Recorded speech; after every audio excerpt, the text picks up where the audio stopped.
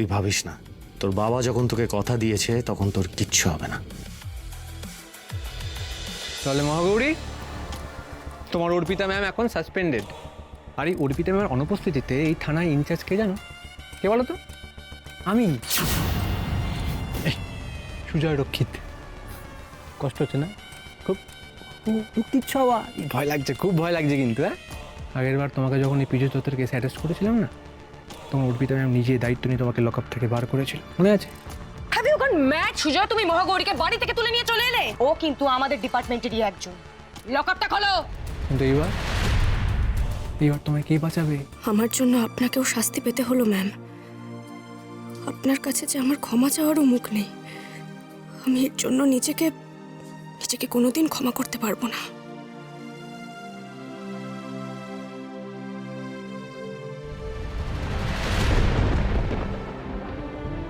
বাবা, তুই ঠিক আছিস মা? দেখুন, সাক্ষ্যজিৎ চ্যাটার্জিকে আপনি লকআপে ঢোকাতেই পারেন, কিন্তু তার সাথে আপনার নিজের জন্য একটা লকআপ খালি রাখবেন, কেমন? এই, আপনি থানার কোনো নিয়ম জানেন না? হ্যাঁ, আমি ওখানে বসে আছি, আমার সাথে কথা না বলে আপনি ওর সাথে কথা বলতে আসেন এখানে? সরি, আসলে টেনশনে আমার মাথা কাজ করছিল না, তাই। সুযোগ বুঝে আমার বাবাকে অপমান করছেন তো সুজয় বাবু? আমারও সময় আসবে। আমি আমার মেয়ের সঙ্গে একটু কথা বলতে চাই, প্লিজ। বলুন বলুন বলুন বলুন।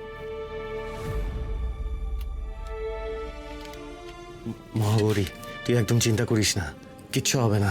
তোর মা আর আমি বেঁচে থাকতে তোর গায়ে একটা আঁচড়ও পড়তে দেবো না। I promise. প্রমিস? প্রমিস? হ্যাঁ, একবারে প্রমিস করে ফেললেন?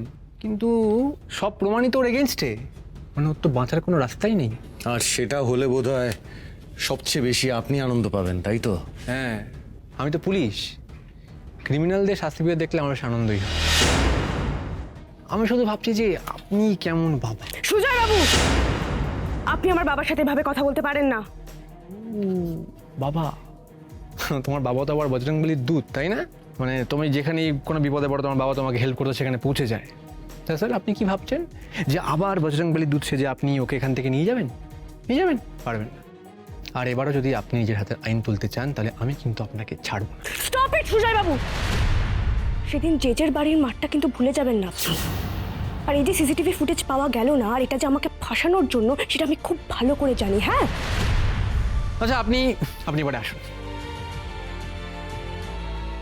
আজ সমস্ত প্রমাণ আমার মেয়ের বিরুদ্ধে বলে আপনার এত গলার জোর, তাই তো?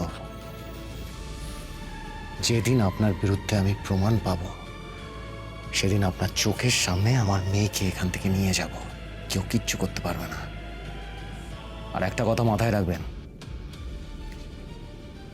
পাপ না বেশি দিন চাপা থাকে না, তাই আপনাকে তো ধরা পড়তেই হবে। এখন না হোক, একদিন না একদিন ধরা পড়তেই হবে। আর তখন এই বজরংবলীর দূতের কোনো প্রয়োজন হবে না।